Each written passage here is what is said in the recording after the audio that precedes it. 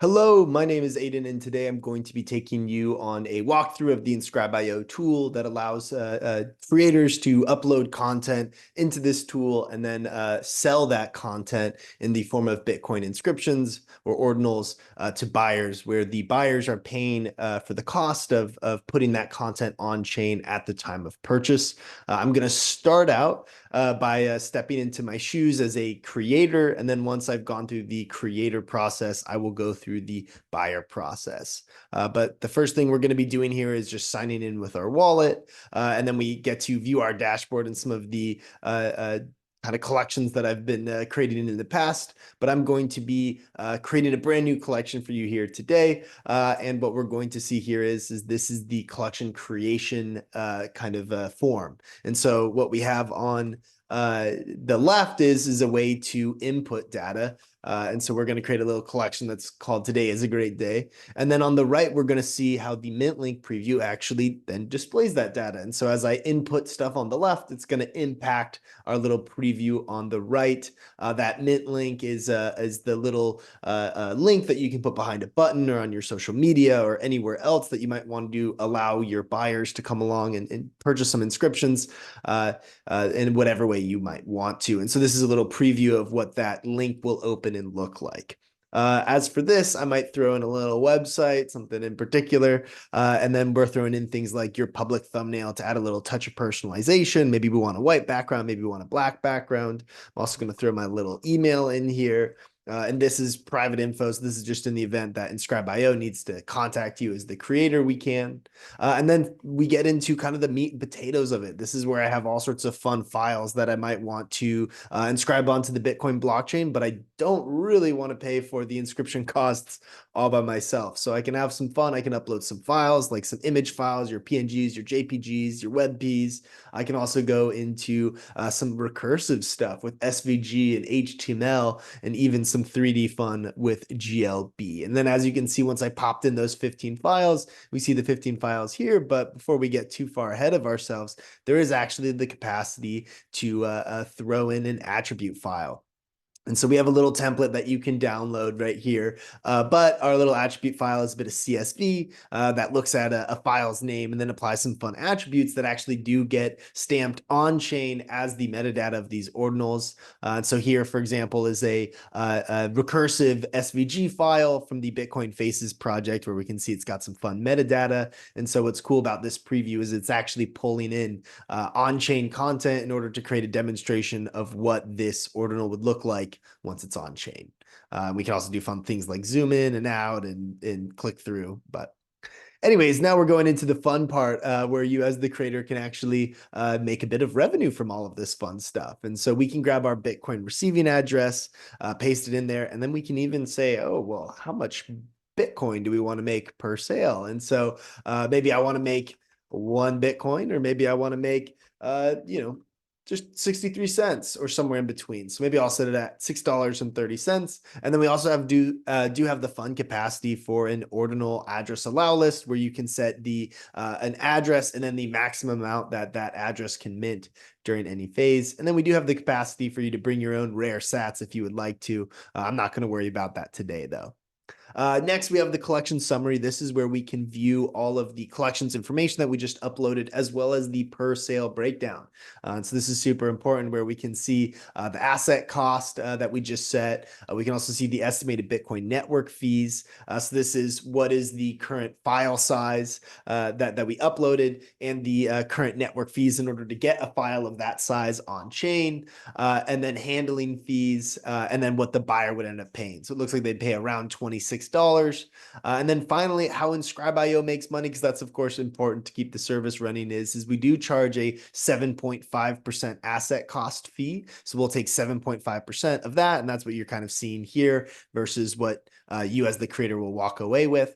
But because there's things like free mints or low cost mints, like this $5 asset cost mint here, we do have a little variable service fee. So we want to ensure that we make at least $5 per every transaction on the Inscribe.io platform. So what we do is if the 7.5% we charge from the asset cost is below $5 like it is here, we just up our little handling fee to make sure that the at the end of the day, inscribe.io will walk away with $5, and you'll of course walk away with whatever amount of revenue that you set.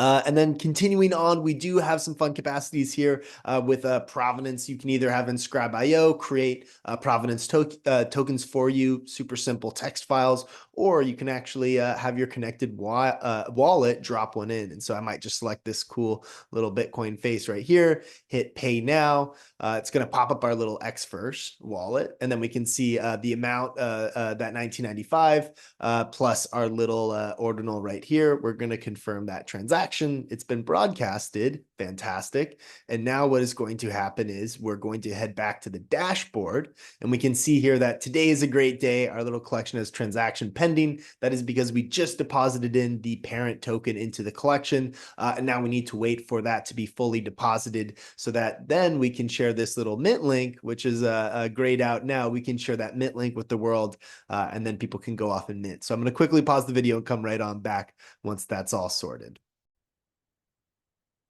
Alrighty, we are back, and the provenance token has been deposited. That parent token is now a part of the collection. As we can see, that transaction pending is no longer there.